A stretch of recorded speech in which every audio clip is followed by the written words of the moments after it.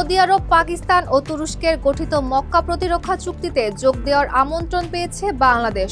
Saudi আরবের এই প্রস্তাবকে ইতিবাচকভাবে দেখছে ঢাকা, তবে এখনো চূড়ান্ত সিদ্ধান্ত হয়নি। চুক্তিতে যোগ দিলে বাংলাদেশের সবচেয়ে বড় সুবিধা হতে পারে প্রতিরক্ষা সহযোগিতা বাড়ানো। তুরস্কের কাছ থেকে আধুনিক প্রতিরক্ষা প্রযুক্তি, পাকিস্তানের কাছ থেকে সামরিক প্রশিক্ষণ এবং সৌদি আরবের কাছ থেকে অর্থনৈতিক ও প্রতিরক্ষা সহায়তা পাওয়ার সুযোগ তৈরি হতে পারে। এর পাশাপাশি মুসলিম বিশ্বে বাংলাদেশের কৌশলগত গুরুত্ব বাড়তে পারে।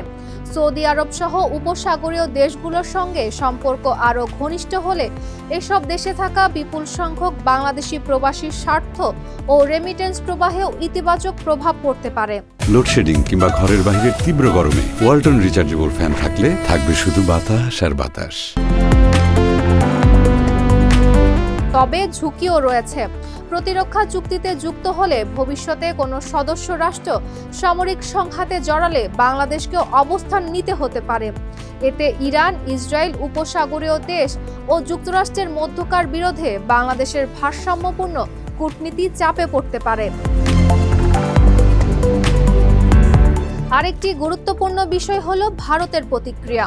পাকিস্তান ও তুরস্কের সঙ্গে সামরিক সম্পর্ক বাড়ায় ভারত এমন সিদ্ধান্তকে ভালোভাবে নাও দেখতে পারে। ফলে বাংলাদেশ ভারত সম্পর্কেও নতুন জটিলতা তৈরির আশঙ্কা রয়েছে। তাই প্রতিরক্ষা সুবিধার পাশাপাশি কূটনৈতিক ও আঞ্চলিক ঝুঁকি বিবেচনা করে চুক্তিতে যোগ দেওয়ার সিদ্ধান্ত নিতে হবে বাংলাদেশকে।